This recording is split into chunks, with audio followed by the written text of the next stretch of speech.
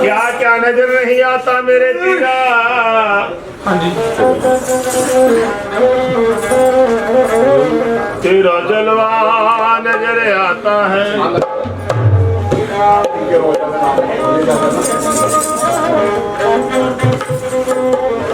झोलियां तो सबकी भरता है मेरे पीरा,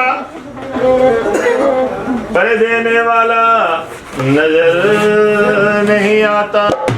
बंदे का काम है अली का नाम लेने का, और अली का काम है गिरते को थाम लेने का। अली का नाम सुनकर आए हैं बड़ी दूर से, झोली मेरी को भर दो मेरे पीरा पैगंबर के नूर से। जी शोक जी चंडीगढ़ से 10 रुपये 9 गजा पीर बाबा जी के नाम से, 10 रुपये ख्वाजा पीर महाराज जी के नाम से, और 10 रुपये लखदाता पीर के नाम से, और जो रमजान के रोजे चले हुए रोजा के नाम से पीर बाबा जी की कौली बदान पीर बाबा करा कल्याण आनंद रोजी बाजीवा हमारे बाबा जमिंदर सिंह जी बड़ोंगी से 20 रुपये का दान,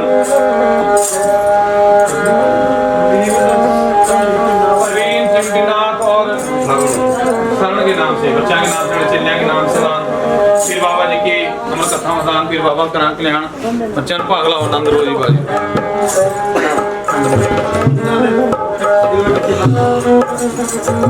और ये बाबा जी महेंद्र सिंह जी 20 रुपये का दान, 50 रुपये का दान, जिन सेवादार ने दोनों सेवा करिए डाले में और सेवादार के नाम 50 रुपये का दान, जोड़ी का मान पीर बाबा करा कल्याण तेरे बच्चन भागला छत्री महाराज आनंदरो बाबा जी जोंदरो।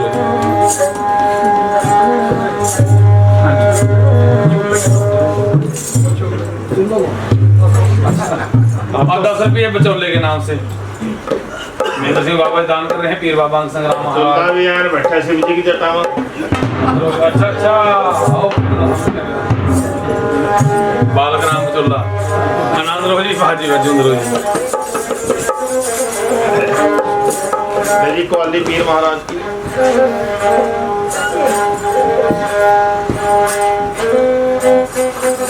दमादम मस्त कलंदर सदा बहार वाली है पीर की।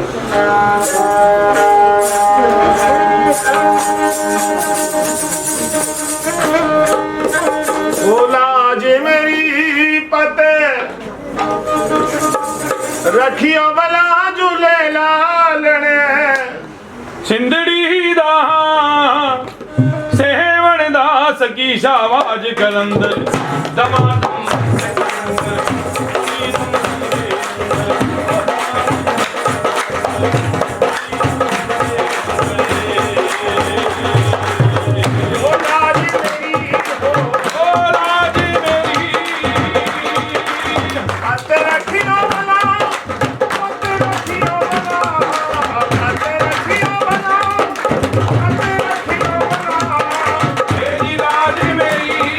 Thank you.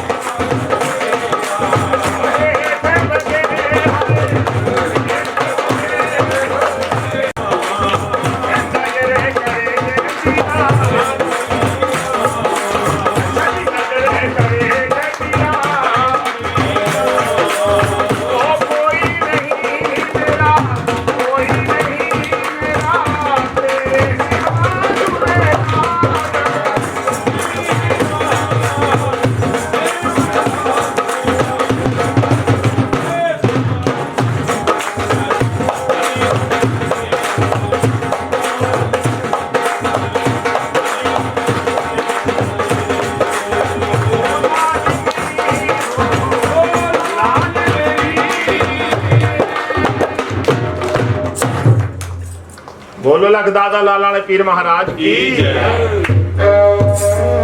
बाजीवा देखिए। रमेश हाँ जी आए जरा आ गई। आप कॉल के उससे है जी अच्छी अच्छी आज खुशी में चल रहा था। ठीक है अच्छा बाबू जी राम कुमार जी जिन्होंने आज भंडारा दिया है, टोपी जोड़ी का मान सम्मान, सेवादारा का मान सम्मान, एक भी 10 रुपये का दान फिर बाबा जी के नाम से दान, जोड़ी का मान सम्मान, फिर बाबा करा कल्याण चल पागला लाज रखा बाबा। अंदर कर रहा हूं पेड़ी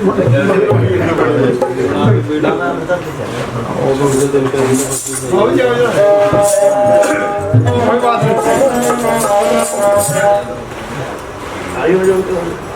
चलो माल सामान घट रहे बेचारे हो। अच्छा रामपाल आजा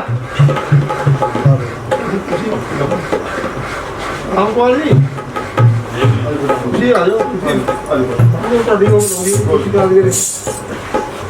हटे जी मैं क्या कर सकते घट एक मेरे सुन ले चोरी हुआ है समान मेरे है अंदर रखिया थी मैं चलो हाँ जी समझा जी। ਉਠੋ ਜੀ ਇੰਸਪੈਕਟਰ ਸਾਹਿਬ ਜੀ, ਪ੍ਰਵੀਨ ਜੀ।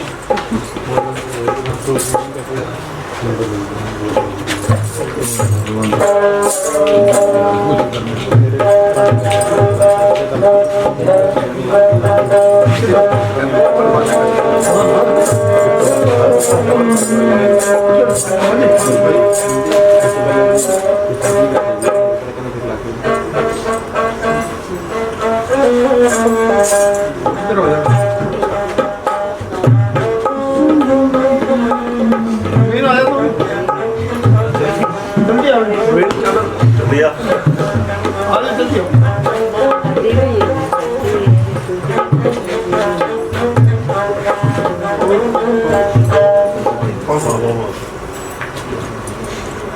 ਜਲਦੀ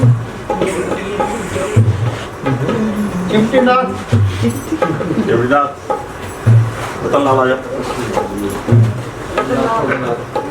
ढोल क्या साढ़ा रह गया बड़ा काम खराब हुआ पता काम खराब हो गया नवा सा है ना जब बहन देखो लो चिमटी नवी बहु सारे देखा तू करे चिमटी ना आ गई आज नवी बहू समझो नवी चलो भी नवी बहू समझ तू करे देखी नहीं सुन भी अभी नवी बहू जिस तरह तेरा चुप बैठे बोल रहे हैं सर मैंने आऊंगी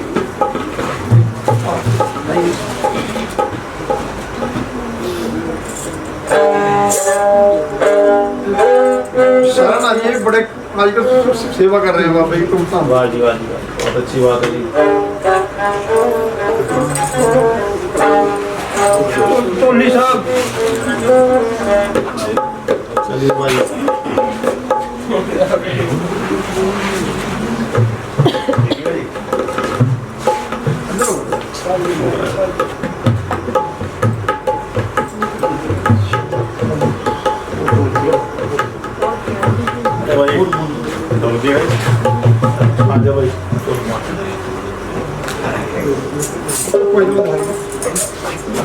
सुखी नहीं शर्मा की करती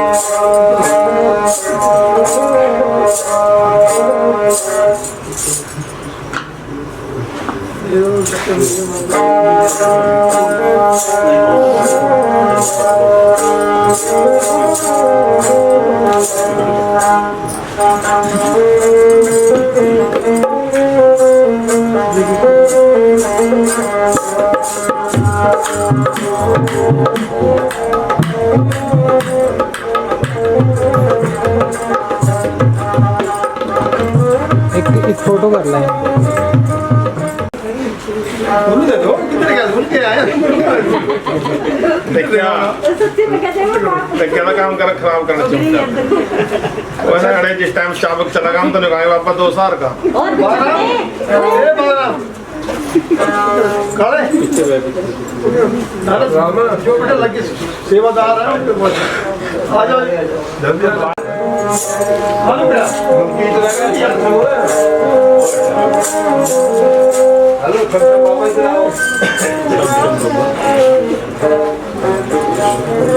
इकट्ठे जल्दी आओ जल्दी आना हेलो बेटा जल्दी आ उठा यार जल्दी आ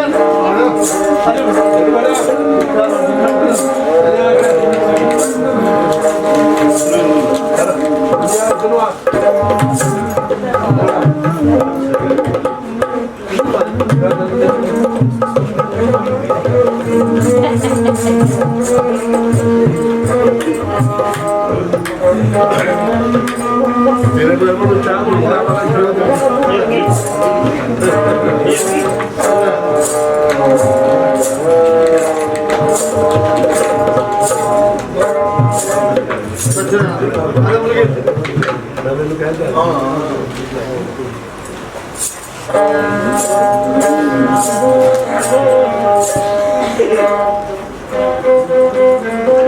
खादा बंदे है ये नहीं बल्कि बाबा एक रह बल्कि बाबा जय हो मलकीत सिंह छम बाबा जी के मान समान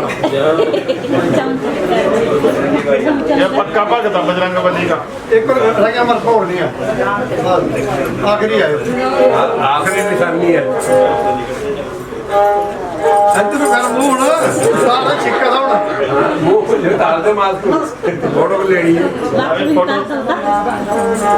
ਚਲੋ वाजीवा नादरो भाई राम कुमार जी बाबा तेरा मान बढ़ाओ ताड़ी मार दो एक महाराज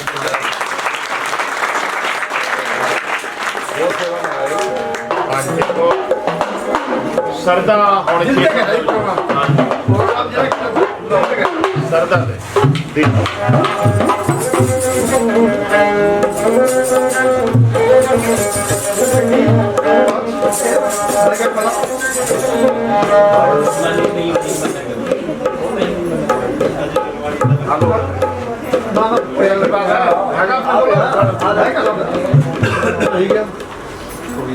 ना लाइव सतवंत का मान सामने बैठा याद और भाई जग्गी शर्मा जी 50 लाख रुपए राम कुमार के परिवार के नाम से इस फैमिली के नाम से दान पीर बाबा करा कल्याण संगरा पीर महाराज भाई बाबा पीर तेरी गद्दी के भाग सवाई करामाल चढ़दी कला बख्शा महाराज आनंद रहो जी वाजीवा शर्मा जी रोजे का हंसी मंजर और रोजे का हंसी मंजर झूमे है नजरिया में रोजे का हंसी मंजर झूमे है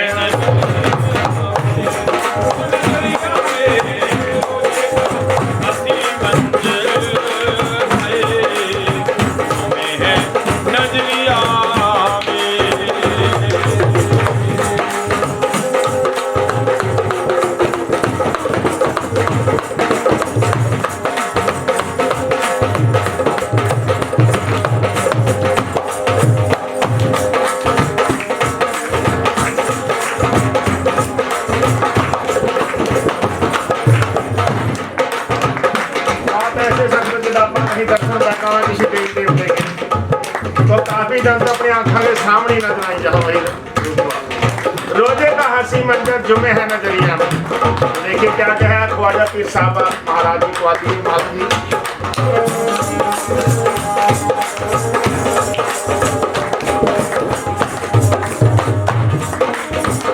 सिख हिंदू मुसलमान सब आपके सौदाई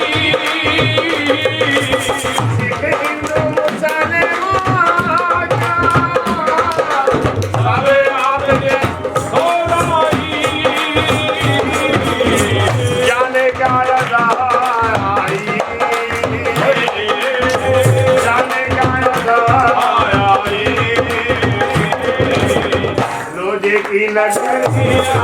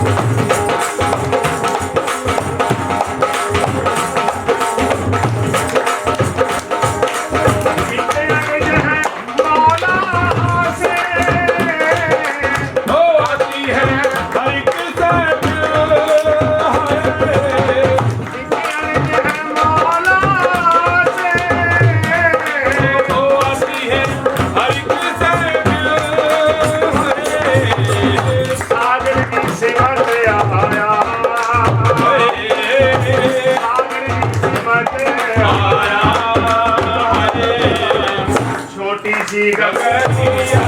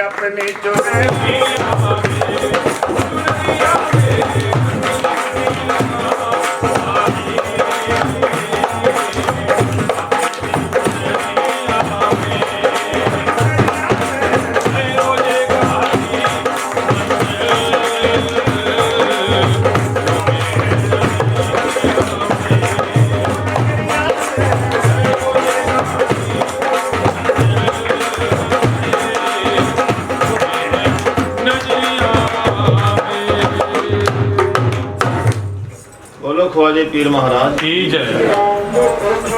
तो देखिए संगतो, बातें बहुत है, जन्म की कथा आपने पहले भी सुनी है। देखो सारे ज्ञान नहीं है, बात और समझने की और सुनने की, ज्ञान की बात। जिस टाइम नाग इकट्ठे करके गड्ढे के पीछे कौन लगा था, सब नाग जवाब दे गए थे। एक नाग लगा था ततीग नाग, जो 52 रूपा नाग है, गड्ढे के पीछे लग गया माई नो डसने वास्ता।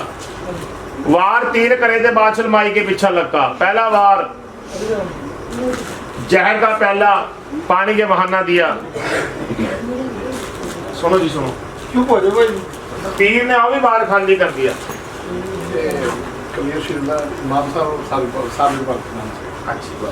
कंदेर श्री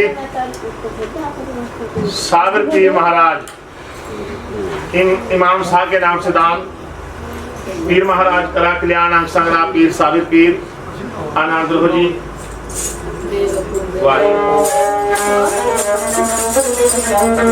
तो भाई ब्राह्मण का रूप बनाएगा, गड्ढे के पीछे लग गया था माता डसने वास्ता कि दुश्मन की माता नु डस दूंगा, दुश्मन की माता मर जाएगी, दुश्मन अपने आप उर्दवा सड़का मर जाए। पर देखो चमत्कार इस पीर के, इस पीर का भेद किसी ने ना पाया आज तक। पीर ने उर्दवा बैठे ने नाग का कोई भी वार नहीं चल दिया। पहला वार ब्राह्मण बन का माई के हाथ में पानी का गडवा कह का जहर का प्याला दे दिया। पीर ने माई के हाथा दे जहर का प्याला छिटवा दिया। धरती व खूनो खून हो गया जिस टाइम गडवा नीचे गिरा। शक्ति थी पीर की। दूसरा बार नाग ने क्या किया, ब्राह्मण का रूप छोड़ दिया। नाग बनका गड्ढे गया का अग्नि का फनकारा मारा। जंगल में आग लै दी थी भी गड्ढे समेत इस बादशाह रानी को फूक का मार दूंगा जंगल में। पर पीर ने वहां ही बचाई। आग गड्ढे में तो आई नहीं, मुड़का आग ततीग नाग के मुंह पर गिर गई थी। बिना उस्तरे दे, बिना नाई ब्लेड दे मुच्छा दाढ़ी नाग की साफ कर दी। दो ही वर्गा फड़ा, कदी झाड़ में रगड़ा, कदी मिट्टी में रगड़ा। इब्जा दाता लुको, यहां भी कोई नाग की पेश ना चली थी तो गड्ढे के पीछे लग गया वह दुश्मन। तीसरा बार कहा, रास्ते में बादशाह माई के पिता के ताल थे, ताला में घटाया तो वहां नाग ने अपना जोर चला दिया था। बादशाह माई पर तो जोर चलिया नहीं। जो बैल भी थे चौरा पूरा पानी पींदे ताल पा, पानी पी का चुगन लगे थे। हरा आकाश देखा, उन दो बैलों की जीपा पर दलाग दलाग बैल मार दिए।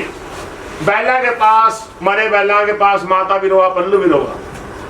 तो सकते पीर ने उर्दवा बैठे ने घास वाली जी माता नो के माता रोवाना, रोने से बैल जोंदे नहीं होने के। तेरे गड्ढे के पास एक नीम का पेड़ा खड़े, बैला का टाली हिला दे, नीम की पल्लू न कहो माई मैं उर्दवा बैठा गरना कहूंगा। तो दाता लोग को जैसा हुक्म लगा, टाली तोड़कर नीम की पल्लू गढ़वाला लिया। उन बैलों में टाली हिलाई थी। इस पीर ने जन्म से पहले ही गरना पढ़ दी है। ततीग नाग की गरन कही जिसने डंक मारे थे, उन्हीं पैरों वापस आ गया। दर का जीप पाफना जहां लड़ा था, सारा जहर सूत दिया संगतो बैला का। और दो बैल राम राम करके बैठे हो गए। बोलो पीर महाराज की। अपने भाइया भाई वो नहीं कहेगा मैनू बैला तो काटिया या मैनू कटिया दिया। दाता लोको सुनो भी, चारों भाई बादशाह माता नो अपने महल में ले गए। आन का पिता ने मिली, माता ने मिली, पौजन मिली है। लहसन तो जन्म की कथा का अंत का तंत्र। आखिरकार बादशाह माई अपने बाबल के महल में अपना वक्त लग गया कटन। आज कुछ कल कुछ समा बीत्या, महीना बीत्या, 2 महीने बीत गए, महीने 4 रहते महीना 9वां लग गया। भादवे का महीना था, 7 की रात। और रात के 12 बजे इस पीर महाराज ने अपनी माता कानोवादी, माता 9 महीने पूरे हो लिए, 10वां महीना चल गया माई।